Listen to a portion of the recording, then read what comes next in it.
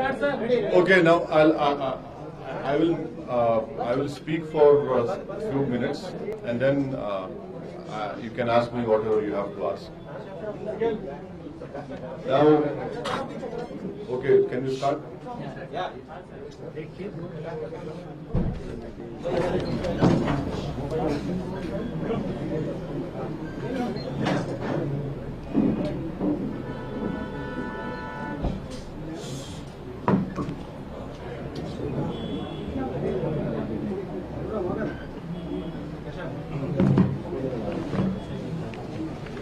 The BBMP elections which are going to be held, and our party is of the opinion that Bengaluru's growth is very much important for the nation's growth. And unfortunately, in BBMP, the civic amenities which should have been provided by the ruling party, whether it is Congress or previously BJP, they have failed miserably. And despite BBMP having a budget of 5,020 crores, out of which nearly 488.83 crores was given for solid waste management. And our party is of the opinion that not even 20% of the garbage is picked up from the streets of Bengaluru. We would like to know where is this 488.43 crores have gone, in whose pockets this money has gone, whereas garbage is lying on the streets and the people of Bengaluru are suffering because of this. What happened to the July 2014 Kasa Mukta Bengaluru, garbage free Bengaluru was launched? Nothing happened. This is an IT hub. The growth of Bengaluru is very, very important for the nation's growth. And over here, 1800 tons of e-waste is generated. And there is no organized or scientific way of disposing of that e-waste. It is left to the scrap dealers. This is very dangerous from the health point of view. We would like to know from the ruling Congress party, what have they done? The third and important point, nearly for roads and drains, 1,882.52 crores was given. And Bengaluru has a road length of 13,483 kilometers. 65% of the roads cannot be called roads, because the ruling party chief minister and the ministers should at least twice a week should go on a motorbike or sit in an auto. I am sure they will get back pains and they'll get different pains. But because they cannot understand, they cannot feel the pain of the common man who is going through this excruciating pain of driving on these roads which cannot be called roads, which are full of potholes. Where has this 1,882.52 crores gone? Street lights, there are 4,21,113 street lights. More than 60% of street lights are not working. But wherever the Honorable Minister's house is there, all street lights are working. 60% of street lights are not working. In the budget, 317 crores was given for infrastructure development, including street lights. I don't know which lighting has happened, in which house that lighting has happened. And then there are 684 government schools. For that, only 42 crores was given. That is 0.01% of the budget, which is pittance. And these government schools have no infrastructure over there. The tax revenue of BBMP from 11-12 has increased from 816 crores to 1900 crores.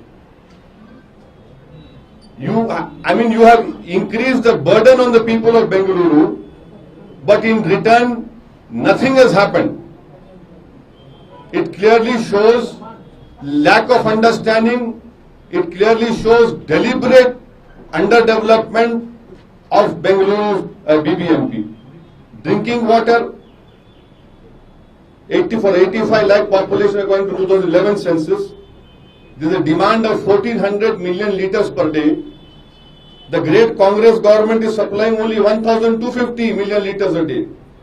There is a deficit of 150 million liters per day. According to, by 2020, the demand would be 1800 million liters. By 2036, population would be 1.26 crores and the demand would be 2000 million liters per day. In a study in 2012 of Department of Mines and Geology, Karnataka, which says 52% of borewell water and 59% of tap water in Bengaluru is not potable, primarily because of contamination of groundwater.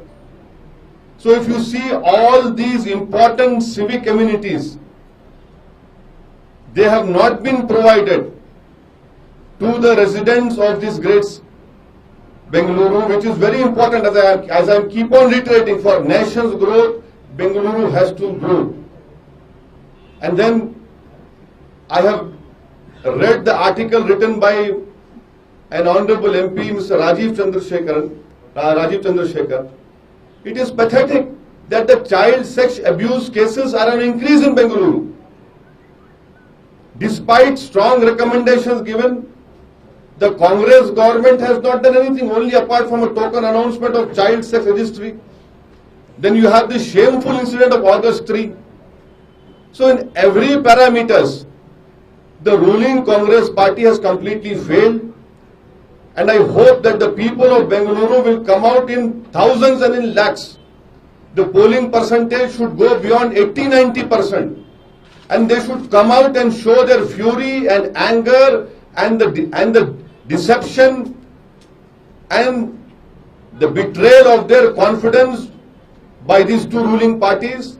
Unless until people of Bengaluru come out and give a decisive mandate against this ruling party and the previous party, things in Bengaluru cannot improve.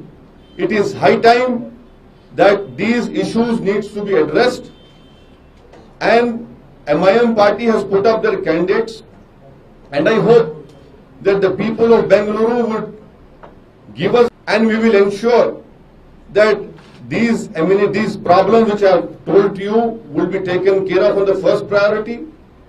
Our corporators, if inshallah they elected, they will not trouble people by going to places where a building is constructed. The corruption stories of the ruling party corporators are legendary to say the least. I mean, if God had given those buildings tongue, they would have shouted that yes, corruption happened in the construction of these buildings. That has to be streamlined. The second important point is that I am really surprised that from February 2015 to August 2015, whenever I have asked for a permission to hold a public meeting to address, because please understand that MIM is a registered party in the Karnataka State Election Commission. We have municipal corporators in Bidar and in Baswa Kalyan. We have contested election in various places.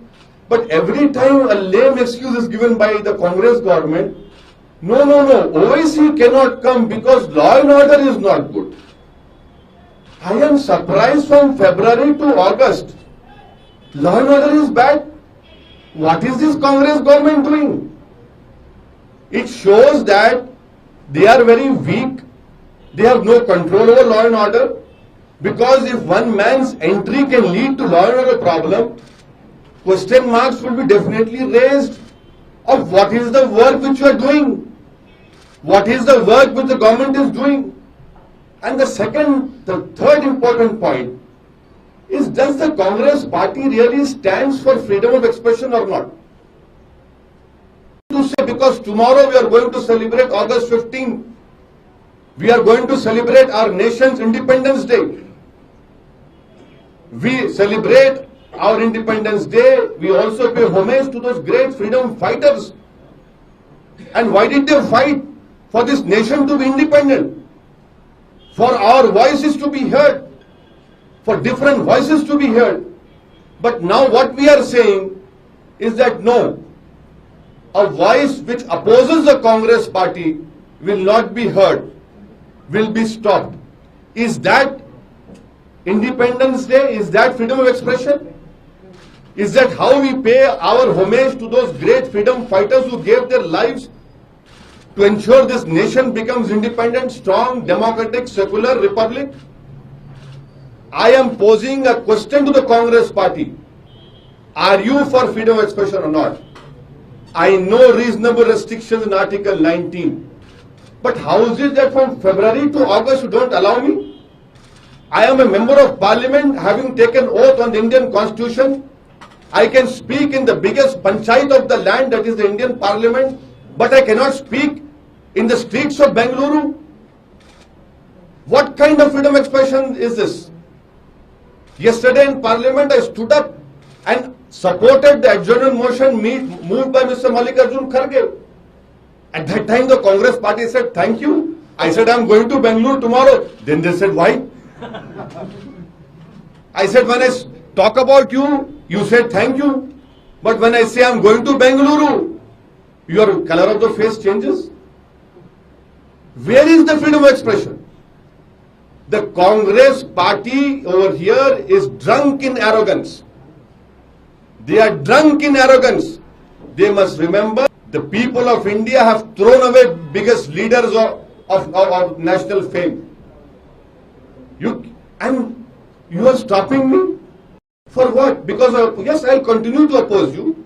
I will continue to oppose BJP and RSS for the ideology. But that does not mean that no, you will not be allowed to come here. And please understand, elections should be free and fair. How are elections free and fair if Asaduddin Owaisi cannot say what he has to say?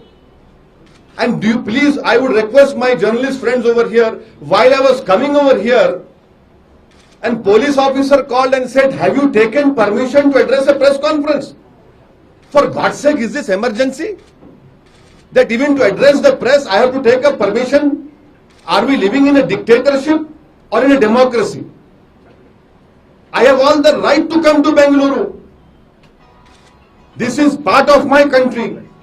You might disagree with my political ideology. I thank you for that. But how can you stop me? Twice permission was given, it was cancelled. Today I was supposed to hold a public meeting. Last moment it has been cancelled. ACP has given permission, the DCP says not a competent authority. Then who is the competent authority? The competent authority are the ruling party. But they must remember that I am not going to stop over here. In another 2.5 years, assembly elections will be held. What will happen then? Can you stop me in assembly elections? I will see to it that I will contest in major assembly seats now. Till now I have not decided, I was going slow, but now you have given me a direction. I am going to... Can you stop me then? No, you cannot stop me. How is it that when assembly and parliament elections, which are monitored by the Election Commission of India, I will get permission? And how is it that the police will not listen to the government? They are listening to them now. I don't blame the police. They are doing what can they do? They have to listen to their political masters. But this is the tragedy. And then one permission which was denied to me, it said that, because Asaduddin Owaisi spoke about Yaqub Memon, the embers are very high. I am putting a counter question to Congress. Digvijay Singh and is coming, I am told. He's been given permission to hold a meeting. I want to ask a simple question. Asaduddin Owaisi is the biggest, baddest, meanest man in the whole India, I agree. I want to know from the Congress Muslim MLAs, भाई साहब आपका opinion क्या है याकूब मेमन के बारे में? Please tell us your opinion on record, because there have been many Congress leaders from Karnataka who called me on my phone and said, क्या बोले असद साहब, आप हक अदा कर दिए. बोला आप बोलो ना. अरे हम कैसा बोलना भाई, मेरे को फोन पे बोल सकते, ऑन रिकॉर्ड बोलो. But you are denying me permission because I have spoken something about Yaqub Mehman, about marhum Yaqub Mehman. Yes, whatever I have said it is on record. I need not reiterate it. But what is your opinion? You are also responsible because Congress party was in power in 92.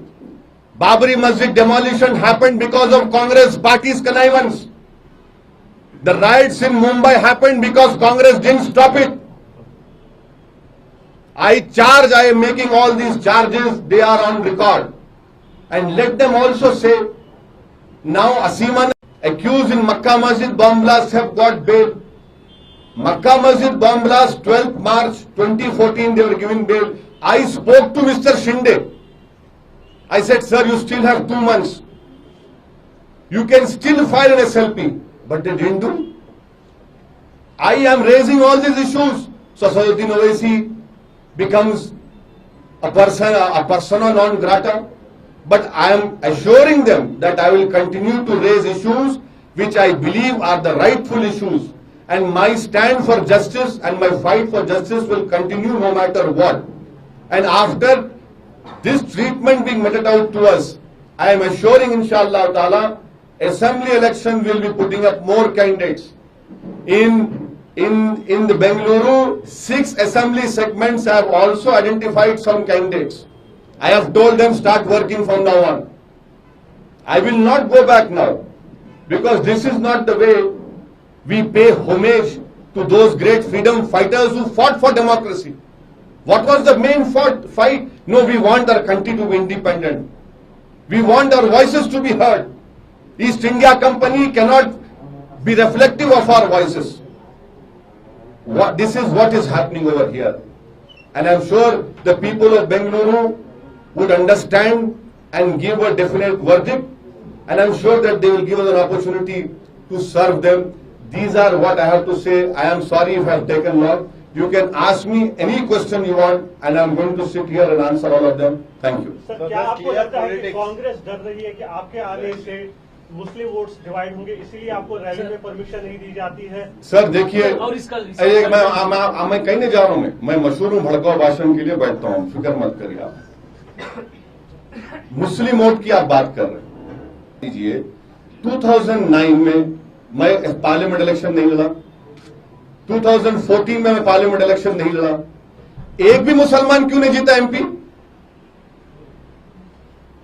कौन जिम्मेदार है? मैं जिम्मेदार हूं इसका।